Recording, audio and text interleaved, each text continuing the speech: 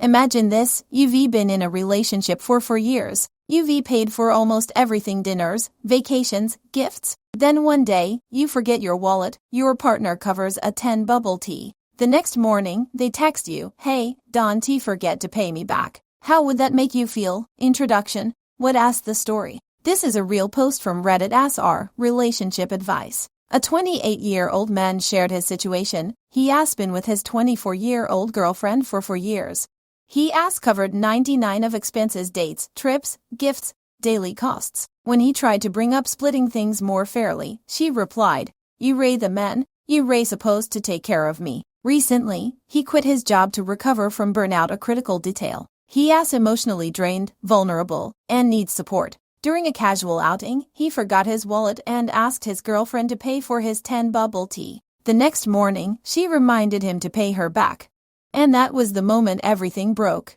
Development, key events, psychological analysis. What really happened? On the surface, it asks about 10, but under the surface, it asks about emotional imbalance, unspoken resentment, and relationship dynamics that finally reached a breaking point. His role? The provider. For 4 years, he played the financial provider role. He paid for almost everything. Why? Maybe out of love at first. But over time, it became expected, not appreciated. This is a classic case of someone getting stuck in the overgiver trap, a psychological pattern where you think love equals providing, even at your own expense. Her role? The receiver. Her response? "You ray the man, you should take care of me," reflects a traditional gender expectation. But when one person consistently gives and the other consistently takes, resentment quietly builds up. Psychological concepts at play. 1. The law of diminishing appreciation. When generosity becomes routine, it often stops being seen as kindness and starts being seen as obligation. This is why the boyfriend felt invisible in his efforts.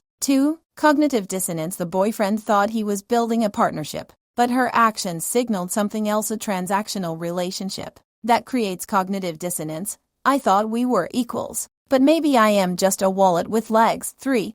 Emotional burnout. In relationships, burnout isn't just about work. It happens in relationships too, especially when one partner feels like they're constantly giving with no return. When the smallest request, like "pay me back 10 lends," after years of giving, it feels like an emotional slap. 4. The social exchange theory. Relationships work like emotional economies. We unconsciously keep track of effort, care, money, and support. When that balance is off for too long, something breaks.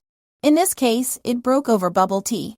Climax. The breaking point. It asks not the 10, it asks what the 10 represents. For years of being the provider, for years of carrying the financial weight, and then one moment of vulnerability met with a cold transaction. That text about paying her back wasn't just about money. It was a mirror, showing him the real dynamic of their relationship. Aftermath. What happened next? At the time of his post, he hadn't officially broken up with her yet. But emotionally, he was already halfway out the door. The comments on Reddit exploded with support. It asks not about the 10. It asks about the principle. Love isn't supposed to be transactional, but this clearly is. Others pointed out, if you get married, she asks, going to expect you to cover everything forever. Is that what you want? Real-life parallels. Famous examples. Pop culture comparison. In How I Met Your Mother, there is a moment where Tad realizes he has just a walking credit card to some of his dates. It asks a relatable pattern. When financial giving is mistaken for emotional duty, love becomes a business transaction.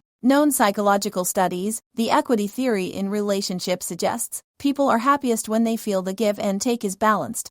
When one side constantly gives and the other side constantly takes, resentment and emotional fatigue are inevitable. Emotional impact. What can we learn? This story hits hard because so many people have been there, carrying the weight of a relationship alone, being taken for granted, realizing love isn't love if it asks one-sided. It asks about more than just money. It asks about feeling valued, appreciated, and respected. If you ray always the giver, you ray not in a partnership, you ray in a service contract. Lessons from this story. 1. Set financial expectations early. Don't assume your partner shares the same view of money or roles. 2. Watch out for transactional love.